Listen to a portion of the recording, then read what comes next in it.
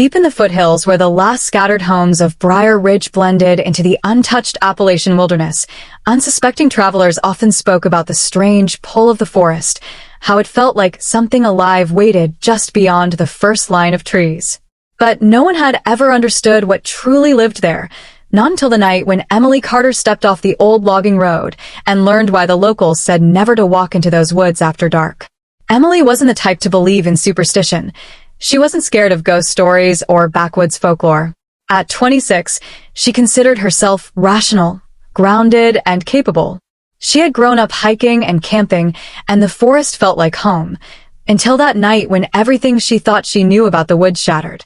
It began with a simple documentary project. Emily was a videographer creating a series on America's lost legends, and her producer begged her to cover the whispers of the Appalachian tree listeners, a name referring to people who vanished after claiming they heard something calling to them from deep inside the forest. Most dismissed the stories as paranoia, hallucinations, or the tricks of wind on old branches. Emily, curious and craving something atmospheric for her YouTube channel, drove to Briar Ridge with her camera, tripod, drone, and enough supplies for 2 nights of filming. She booked a small cabin near the tree line, owned by an elderly man named Frank Russell, who had lived there for 40 years and seemed almost too eager to warn her. "Filming's fine," he had said while leading her to the cabin door, "but don't go past the old boundary markers. Past them, the woods don't behave the way woods should." Emily smiled politely, brushing off the statement as rural theatrics. Frank paused, staring into the trees with an expression that unsettled her for the first time. "And if you hear anything," he added quietly, "anything call your name, don't answer it. No matter what." Emily assured him she'd be careful, though she had no intention of running back to her cabin just because of a little wind or a creaking branch. She wasn't afraid of the woods. Not yet. The first day went smoothly. The forest was gorgeous, sunlight dripping through tall hemlocks, the smell of moss, the crisp mountain air. She filmed B-roll, interviewed Frank, and ended her day with a campfire scene. Everything changed after midnight. As she edited footage in the cabin's main room, she heard a sound outside, a soft rustle, then what seemed unmistakably like footsteps. Slow, deliberate, circling the cabin. She froze. Bears, she thought. Deer, maybe. But these footsteps were rhythmic, purposeful, human. She turned off her laptop and listened. The footsteps stopped too, as though whoever, or whatever, stood perfectly still the moment she did. After several tense seconds, she worked up the nerve to peek out the window. The clearing was empty, but the tree looked strangely darker than before, as if something enormous stood behind the first row of trunks, blocking moonlight. Emily backed away from the window, deciding she was tired and letting her imagination run wild. She turned in for the night. At 4:13 a.m., she woke to the sound of her own name, whispered from outside her bedroom window. Emily sat up straight, heart pounding.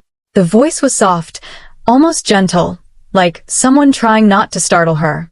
Emile, why, her blood froze. It sounded like a woman's voice, breathy, broken, as if spoken through trembling lips. A voice she didn't recognize. She stayed still, barely breathing, praying it would go away. Then came the second whisper, right against the glass behind her head. "Come outside." Emily shot out of bed, grabbed her flashlight, and pressed her back to the far wall. Her breathing grew ragged, and she forced herself not to scream. After almost a full minute, the voice faded, replaced by the gentle sway of wind. She didn't sleep again until dawn. The next morning, Frank stopped by and immediately noticed her shaken state. Emily hesitated but finally told him everything, including the voice. His weathered face drained of color. "You weren't supposed to hear it your first night," he muttered. "It started early for you." When Emily pressed him for explanations, he only shook his head. "Just stay away from the deeper woods. The ones past the boundary markers. That part of the forest, it learns you."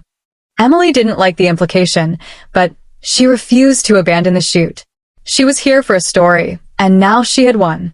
That afternoon, determined to prove this was all some natural phenomenon she could rationalize or debunk, she hiked into the forest with her camera, hoping to capture unusual sounds, wind patterns, or wildlife behavior. For hours, the woods behaved normally. Birds chirping, leaves swaying, distant creaks from shifting branches. Nothing strange.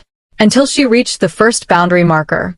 It was an old iron stake hammered into the ground, wrapped with rusted barbed wire and draped in dark green moss. When Emily approached it, a chill ran up her spine. The woods ahead seemed unnaturally quiet, as if every living thing beyond that line was holding its breath. But the quiet wasn't empty. It felt like listening silence, the way someone listens from behind a closed door. She documented the marker, narrating her thoughts in a steady voice, even though her hands trembled slightly. "Locals claim you shouldn't cross these markers," she said into her mic. "But as you can see, it's just old metal and wire. Nothing's supernatural here." She stepped over it. The moment her foot hit the soil on the other side, the air grew noticeably colder. The wind stopped. The forest fell dead silent. Emily tried to laugh it off. Temperature drops could happen near ravines or shaded pockets. But when she walked deeper, the unease grew, like something unseen circled just outside her line of vision. The trees themselves looked wrong. Their trunks twisted slightly, leaning as though trying to get closer to her, watching her. She filmed everything, though her confidence eroded with each passing minute. Then came the first noise. Not wind, not animal movement, something like a faint sigh, followed by a second. Then a third. Emily spun around in every direction, but the trees stood motionless. The sighing grew clearer, closer, surrounding her. Suddenly, from somewhere deep in the trees, she heard it, a voice calling her name. Emile YYY, the same voice from outside her cabin window. Only now it wasn't a whisper.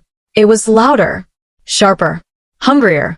Emily turned and ran, adrenaline surging through her veins. The forest seemed to move with her, branches clawing at her arms, roots rising under her feet like hands grabbing at her ankles. Something chased her, not on the ground, above her. She could hear it moving through the canopy, like a massive creature leaping from branch to branch.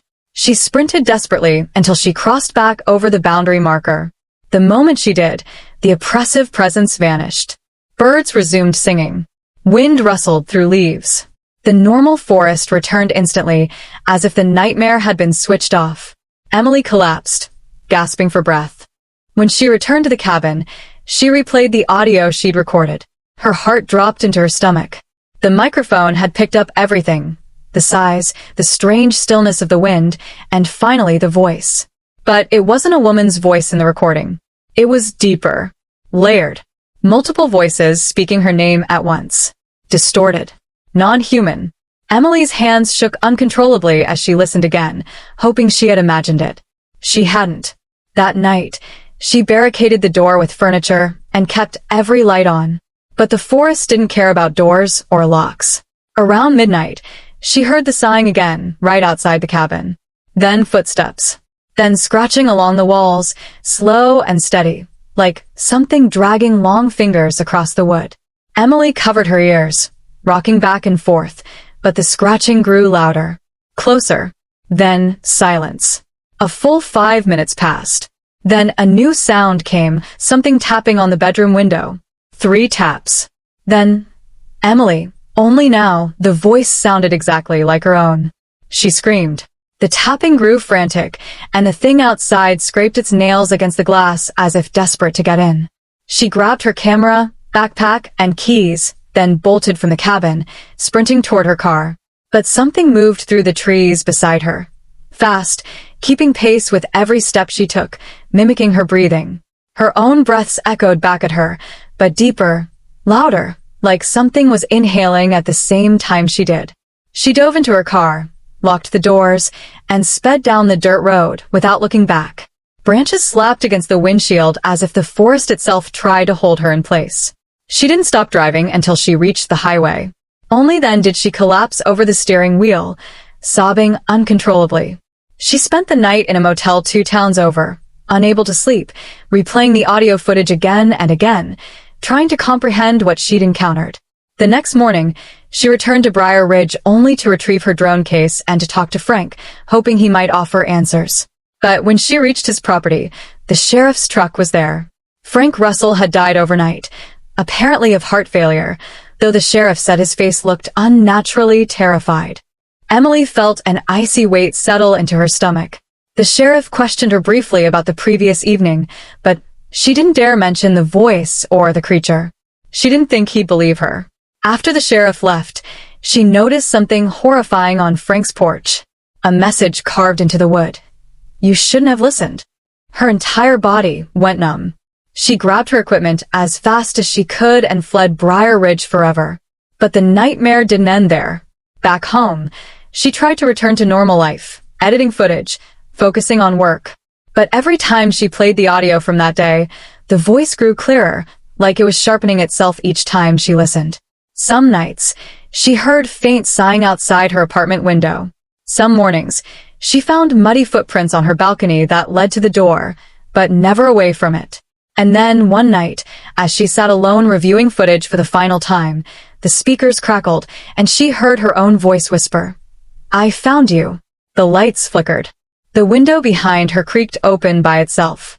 And from somewhere inside her apartment, behind her closet door, she heard the unmistakable sound of someone breathing. Slow.